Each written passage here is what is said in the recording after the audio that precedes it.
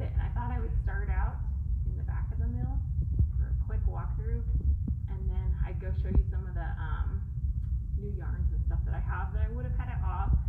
And I don't know why this festival is hitting me so hard, missing it. I guess just because we're still in it, right? And we were all hoping, I don't know, hopefully I'll see you next year and come to Black Sheep and come to Off and come to all the small festivals, because I'm not the only producer out there who needs your business, quite honestly. And for Off, I know you can go to their website. I have them tagged in Instagram, Facebook. I'm sure lots of you are following them. But you can go in and they have a vendor section, and you can find out everybody that would have been vending there, and you can go to their website and you can show up and support us, because we are the people doing the work to make some of this amazing yarn that you love so much and fibers. So support us, please. And I have a public service announcement, because I didn't want to forget to say vote. And when I mean vote, I mean for me and for lots of the people that follow me, and maybe for some that are listening that don't believe the same way I do, please go vote for equality and inclusivity for all people, because we're all human and we all need each other, and this time more than ever. So go vote, please. And welcome to the mill. Lots of you have probably been here, but lots of you probably haven't. So this is where I work. And Mitch is doing, my husband, has 2 cameras up so that we could do Facebook and we could do Instagram Live at the same time. So hopefully he doesn't fall, because he's not watching the floor at all. So we'll just walk back a little bit. I'm just going to zip you through here. And we're talking about maybe doing some more videos, maybe even a podcast. Let's see how crazy we can get. But I wanted to just do a little brief overview of the mill, just to let you see it. And I mostly process Oregon, which is getting dizzy on me. I mostly process Oregon and Pacific Northwest fibers. That way I can support all the shepherds that are doing such hard work to make such lovely fiber. So when you get stuff that is purchased from me, it's generally Oregon and Pacific Northwest wools, and it's milled right here. So it doesn't have a big footprint to go. Most of it stays within a couple hundred miles. So just quickly, this is kind of where I do my washing. I don't know if Mitch can make it all the way back there, but maybe we'll do some more in-depth videos later on how I do stuff. This is my drying rack here. You can see I've got some stuff that I'm dyeing in the wool. And when I say dyeing in the wool, I mean I've taken this off my sheep. It's been scoured and or washed, and then I've dyed it. And so this is some of my own Shetland sheep. I don't have, for those of you who don't know, I have a very small flock, so I do process out some of my, or all of my wool for product here, but it doesn't last very long because I don't have that many, so we're working on that. Just kidding, not having a lot of sheep. There's enough wool around here that I can buy such amazing wool that I don't need to produce that much of it myself. So here's our picker, and this opens up the fibers. And you can kind of peek in, and Mitch can walk past there as he's going, but it opens up the fibers. There's some stuff that's picked. I'm doing some client wool right now. The carder is over here. After it comes off the carder, you can see that we've got some wool coming out that's about to be yarn. That's our draw frame machine. Mitch is hanging in there.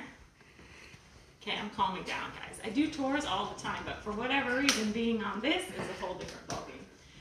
We'll let you peek in. You probably won't go too far in, but my spinner is over here. So that's where the yarn magic happens.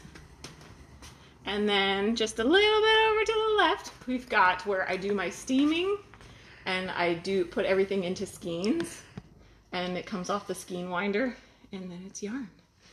So that's just a little bit of the mill. Like I said, I'm hoping that we'll do some more little videos on here, and we've broached the idea of a podcast, but we'll see about that. I need a good sidekick for that. So, and my sister lives a little too far, although we've talked about doing it remotely. So welcome to the front of the building. We're going to just head straight up, and this is kind of a mini version of what I would have done at Off. The only nice thing about this was I didn't have to get up so early. Maybe I was a little less stressed in a good, it's good stress.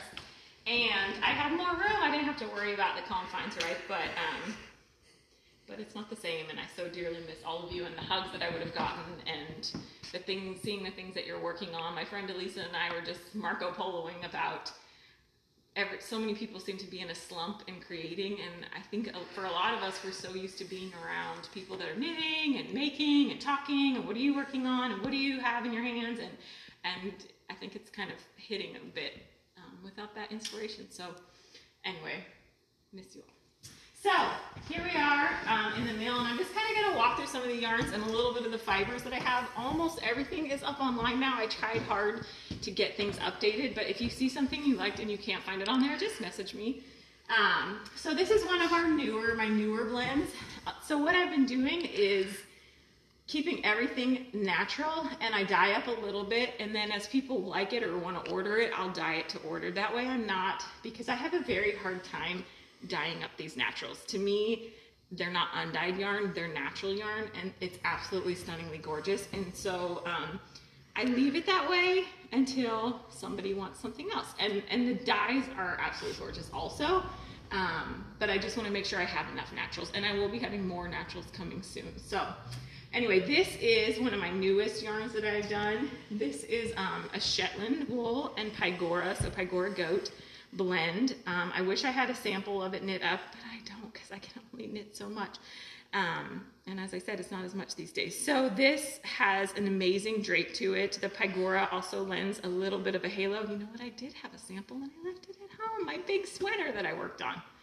Anyway, and these are some of the colors that I've come up with so far. It is really stunning, really fun to work with.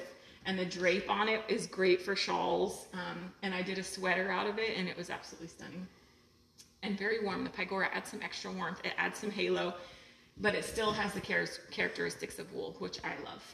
I try not to do my blends. Most of my blends I don't go too crazy with because I love wool, and I like it to still have the things I love about wool. So this is our Shetland Pygora. This is some of our Shetland. This is the natural white and gray, and then I dyed up one of these. I did a hat, and I don't have it with me, but it's great for doing if you're trying to do, you know, one color with some dye, because it does mix colors through. As we come over here, this whole section here is our, this is the signature blend, the first yarn blend I came up with. This is our Romney alpaca and a little bit of silk in there. So you can see there's quite a bit of natural colors. Between the natural colors of the Romney and the natural colors of alpaca, I can have fun just making stunning natural colors. And then this is some of the newer stuff that I've dyed up. These are some of the newest ones you've probably seen me posting most recently. This is the one that fresh just came out, and I have more of it, but it's literally still drying. So this is that stunning purple. I mean, look at these together. Oh my goodness. So, you're going to do some color work or anything? So fun.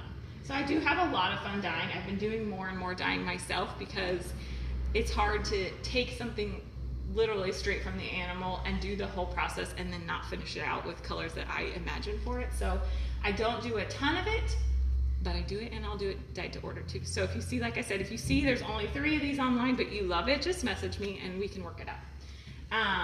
Over here is one of our other regulars that I tend to have.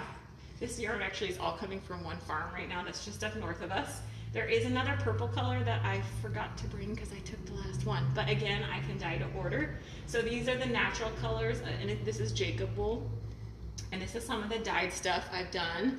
So this is one pattern that I have done, and this is the hipster shawl by Hoki Locatelli, and this is done just in some of the natural color, any of them. It's stunning. Or you could do dyed. I had a lot of people buy it up to do it dyed, and I think it's 3 skeins. And I started doing my skeins in 220 yards now. They used to be 200, they're 220 now because it gives a little bit of leeway, because I know I'm doing some patterns and it's like you need 610, 20, whatever, and so it gives you a little bit of extra leeway. Something else I am actually working on right now in these yarn, in this Jacob wool, is this is the Courage shawl by Shannon Cook, I believe. It's going slowly because, like I said, I just haven't. I love, love, love the pattern. I just also am fostering kittens, so I have less time. But I don't know. I just miss you guys, I guess. I don't know. So that's something else I'm working on there, and that is 2 skeins of this color, and then one skein of each of the colors or natural, whichever way you go. But my second skein will be purple, which is at home, which is why it's not here. This is the very last of our BFL, most likely, unless I come across a source for BFL. Anyway, yeah, unless I come across a new source for BFL, that is something that I can afford, which is something I always have to take into account. BFL is an amazing, amazing fiber. Both knitters and spinners alike, I think, have found it to be an amazing fiber to work with. We don't have tons and tons of it here in Oregon, and the price of it is something that I can't necessarily afford and be able to make a yarn or a fiber for you guys that you would want to pay for. So this is kind of the end of that. It is online. I did want to show you really quick because I want to make Mitch a little bit sick. This is something I knit out of the Shetland wool. I don't have this color anymore in, but it would be stunning, and it's so simple, and it's lace work, but it's pretty easy, and it would be amazing in any of the Shetland stuff I have there. So, and I forget the name of the pattern, but I can find it for you if you message me. What is the mustard looking one on the left? Mustard looking, this? I assume so. What is it? Mm-hmm. Oh, so this is BFL, and it is, I don't have it labeled, but it should be in the yarn section under BFL. If you don't see it, let me know. I think I have maybe 1 or 2 more skeins of it, but this is like the end of this era, unless I find good BFL. So if you're growing good BFL that I can afford, let me know. Or if you know somebody. Next, I do not have these online, but this is the first time I've done this, and they will go online unless somebody messages me and says they want them first. I'm gonna walk up real quick. So these are mill ends. Literally, you can see there's funky things in there, there's knots, there's everything. This is me taking the ends of bobbins and just plying them together. So whatever is on there just ends up together, and there's a ton of knots and there's a ton of wonkers, but if you're a weaver especially, or you wanna do like part of your granny blanket with it, it's all 3-ply. It's gonna be all different weights. It tends to be like a worsted, but just because of what I'm spinning. But these are gonna be very inexpensive. I think I was gonna do like $7 and $5, and they're several hundred yards. So message me or they'll be up online soon. What about the mustard one on the middle door? This, I don't The think middle I door. have, That one, yeah, that one I think. This is online. I cannot remember what colorway, but it is our signature blend, the Halsey, and you should be able to find it on there. I don't think I have this blue on there yet, but everything else should be. And these colors down there should be. I have a couple things that are random, so you can always go back. We're gonna post the videos. I don't know how that happens, but we're gonna do it. But yes, this is, I think I called this mustard. Okay. A couple things I've knit out of the Halsey, which is our signature blend, and I probably didn't say that, but that's the Romney Alpaca Silk Halsey because we're in Halsey, Oregon. And it's the first wool that we came up with. So this hat, which is like, oh my gosh, I don't know why, but this is the most favorite thing I've knit, I think, ever. Lord have mercy, I don't remember the pattern. I think it's Tin Can Knits, but again, message me and I can let you know. This is 2 colors, 2 natural colors of our Halsey, and then the white for the pom-pom. This is the blush, and this is, I think it's a medium gray. Oh my gosh, it's so, I don't know why, but it's just like the clean lines and then the different colors. It's amazing. This is another little cowl that we did. We had somebody design the pattern out of Portland, Annetta, and I don't have the pattern name with me, but again, actually, you know what? It's called Halsey. And she knit it out of just 1 skein of our Halsey yarn, and it is brioche. So I haven't knit it myself yet because I'm terrified. Just a few. We'll move into the fiber. I have a little bit of hand spun left online. All of those should be up there. Braids of dyed fiber. This isn't fiber that I processed here. This is actually from Pendleton. I don't know, for lots of people, if you're in the Portland area, the old scouring mill for Pendleton is on Columbia Boulevard in Northeast Portland, and they have 2 guys that work there that are amazing, just cool wool guys that have been working for Pendleton for a long time. It's a massive building that basically just houses wool now. But anyway, so this is top that I get from them, and then I just dyed up. And it's a 21 micron, and it's just a blend of the wools that they get in and they create their top out of. So I think most of those are online, but if you see something that is not online, I tend to get so busy that I don't get everything up. Okay, fiber. So These are all of our bats. They're all online. I usually do a new one for every festival. Guess what? No festivals. So I have not done any new ones. But that is what we have up. I don't think I have all the quantity online, so if you see something and it's gone, just message me and I probably have more of it. Some of these are called bumps, by the way. And bumps, this one's not in any packaging. So it's roving, but it comes out like this. Our roving, if you haven't spun it, is amazing.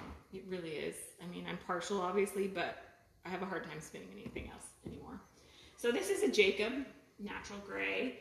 Some of the fun stuff, I only have one left of this, and I'm just gonna walk this up. This Texel is a Texel cross wool. I got it from Eastern Oregon from one of the shearers. I know I have literally one bump left, and it's 5 ounces. It is the most stunning and the most white. Anyway, grab it up. We've got some BFL, the last of the BFL. I've got some Shetland, which is our Shetlands. I think I've got one left of these beautiful Columbia. This is a Columbia cross wool from Ironwater Ranch. It's so pretty. We've got some more Jacob, one little bump of the dark wool. This is one of our hot ones that I have not been making because I usually make it for festivals. I did just get some more wool to make it with, but this is a merino and bamboo. If you haven't spun this, it's absolutely stunning. It is a roving. There's purple, blue, and green in stock right now, but like I said, I just got some more wool, and I'll make some up soon in different colors. Let me know if you're interested. But that stuff I sell like crazy at festivals, and it spins up. I'm gonna get rid of this wool because it's like a weird thing I'm doing. And there's some samples too. I'll hold them up just so you can kind of get an idea of how I spun it when I was doing samples, how it looks. We've got some of our bags online that my friend Elisa makes, and I think I have a lot of those up online in the shop. This is kind of a hot one. If you've seen me at festivals, I've had it out here. This is the Finch by Andrea Mowry. This is knitted up in our Halsey, the signature yarn blend. I believe, oh look, I have a note, because I probably got yelled at so many times about not knowing what it is in it. So this is 2 white, 1 dark, and 1 light gray of the Halsey. Obviously you can mix it up and do it. I've had people buy it in colors. Oh, so pretty. More fiber. We're almost done, guys. If you're there, thanks for coming, because I was like, nobody is gonna listen. So the fact that somebody asked a question, so excited. You guys made my day. And by the way, this is the first time I've done my hair or put any makeup on, and probably, I don't even know if my husband recognizes me. So a few things here. This is just an Oregon wool and mohair blend. If you haven't worked with mohair, it's pretty light. Like I said, most of my blends, I add like 20 to 25% of whatever I'm adding, because I like to maintain the characteristics of wool, because I just love wool. This is a Romney and mohair in a stunning natural gray. If you haven't spun Romney before, I have got some Romney. This was, I think it's listed as our July Fiber Club, because we have a spinning fiber club. Trying to promote beyond what I'm doing, which is all promoting. But we have a spinning, which is a monthly fiber club, and I also just launched our yarn club, which will be quarterly, and it starts in December, but there's a pre-sale on now for the yarn club too. So this is the July Fiber Club. This is a Romney. It is amazing. I don't do a lot of fine wools, I should say, for people that don't know me or know Oregon well. We grow fine wool, but we don't grow tons of it, and it's harder to process if it's not grown really, really well. It's just hard to grow here, so we don't do as much, and it's harder to process. It's a little more of a headache, and I don't want to have a headache. So I do some of it, and you'll see randomly that I do some, and I look for stuff that's going to be easy for me to process. And to me, not all wool has to be the super softest next to your skin. You can add stuff to it, or you just wear, make your sweater an outerwear sweater. Your hats, your mittens, a lot of the things we wear don't necessarily touch us. So anyway, always message me if you're wondering, like, I've gotten a lot more, I don't notice scratch as much, and I think it's just as I work with it, but I used to be the same, like, oh God. So this is some of our signature blend, our Romney alpaca and silk. This I posted recently is like glowing white fiber. This also spins up amazing. It's alpaca, Romney wool, and silk. Something else I have just a tiny bit. This is listed in our August club. This is a little bit of Dorset horned. I've only got 2 little bumps left. Whew, it's lovely. I don't think I have this online, but if you love it, I just was having fun one day, and this is just a fun wool blend, and it's got silk little neps in it and stuff, so it's got some texture. I don't think I have it listed, but feel free to message me. I think I just have a little bit more stuff over here, and then I'm gonna let my husband get back to his thing. I've got a little bit of Shetland here. This is not from my sheep. This is from a breeder that is breeding for, on the very fine end, I should say, of Shetland, and her breeding stock comes from the Shetland Islands. So it's a little bit pilly. I don't have it up online, but it is the most stunning Morit color, and it's a little bit less because it did pill up more. So just message me if you're interested in that. And the last thing I have is some Corriedale, and there's probably more online. I just pulled out what I could pull out, but this is some Corriedale. I got this from one of the shearers I know. It is so pretty. This was a fiber club month, and I can't remember, but I try to list all the fiber clubs at the top of the fiber section in our online shop. So you should be able to find that Corriedale. Ooh, it's lovely. I think that's it, guys. I don't know. I feel like I've been doing this forever. So thank you for coming and joining me. Let me know if you guys want to see videos, anything. Don't forget to vote. And thank you guys. Have a good weekend. Miss you all. Bye. And I'm going to turn it off because poor Mitch can't hit the buttons.